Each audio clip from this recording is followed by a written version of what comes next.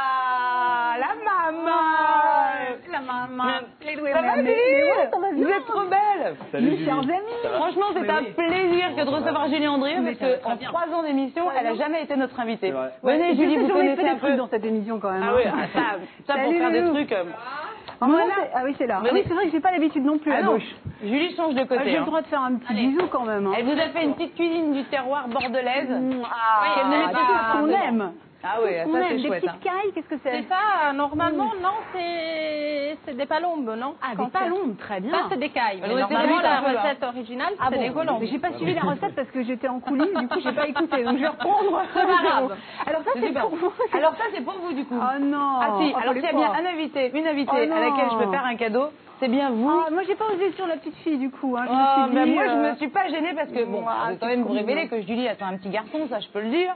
Et franchement, vous êtes très belle enceinte, Julie. Avec vous remercie et on peut vous retourner le compliment. Oh. Alors là, ça nécessite Camargue. Voilà.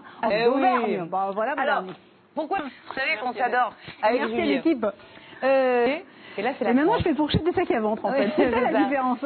C'est bien de partir à la découverte des régions françaises. Oui, mais en fait, c'est vrai que j'avais, comme vous le disiez, j'ai fait beaucoup de voyages, et pas seulement pour la télé d'ailleurs, parce que je voyage depuis l'âge de 17 ans, j'adore ça, et souvent très loin. Et je me suis rendu compte que je connaissais pas la France. Et j'avais très envie de la parcourir. Et en plus, c'est vrai que en voyageant, j'ai réalisé qu'il y avait beaucoup de savoir-faire, de produits, de recettes qui se perdaient parce que les modes de vie évoluent, parce que les femmes travaillent, heureusement. Ouais. Mais du coup, elles consacrent moins de temps à la cuisine.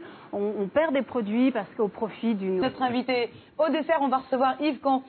D'écouter l'album Tétra. Ça fait pareil le jour de la rentrée. Une photo dédiée Julie Andrieux ou l'histoire d'une femme qui a réussi à s'imposer à la télévision. Pas facile, pour ne pas dire carrément ingrat. Une femme surtout qui a réussi à surmonter son penchant pour la boisson. Et franchement, oui, quand on travaille avec elle, on disait que c'était pas gagné, je sais pas si vous vous souvenez, on l'a ramassé plus d'une fois. Et puis la force de Julie, c'est aussi Sandra, qui il y a 2 ans ne savait pas faire qu'un œuf et qui aujourd'hui n'a plus grand chose à envier à Paul Oui, Julie va falloir donner... Julie a décidé de prendre les choses en main. Dans le... On n'aurait pas nous, mais qui sont normales pour les autres, quoi. Sur France 3, des traditions tout court, parce que finalement la cuisine c'est un peu un prétexte pour rentrer dans la vie des gens, pour leur faire parler du père. C'est tout le mode de vie qui va avec. Mais c'est vrai que les gens me parlent toujours des trucs infâmes que j'ai mangés et il y en a beaucoup. On était à la Réunion, pour eux, manger des grenouilles par exemple ou des huîtres, je sais pas, c'est peut-être aussi dégueulasse. Donc c'est moi à Bordeaux. Non, si la famille m'écoute. Non, c'est vrai que j'ai mangé tous les participants à l'émission et c'est vrai que c'est très générationnel le goût finalement. C'est subjectif mais c'est générationnel et les anciens, pardon. Je suis un ancien, moi, voilà. Mais Jean-Pierre, c'est vraiment, ça a été... J'ai habité chez Jean-Pierre à l'âge d'1 an parce que c'est un des plus chers amis de maman et donc il y a peut-être quand même un atavisme qui s'est transmis à ce moment-là. Et il me connaît très très bien. On mange des souvenirs, c'est l'émotion, c'est ce que ça raconte, c'est ce que ça révèle de l'histoire d'un pays, de l'histoire d'une famille.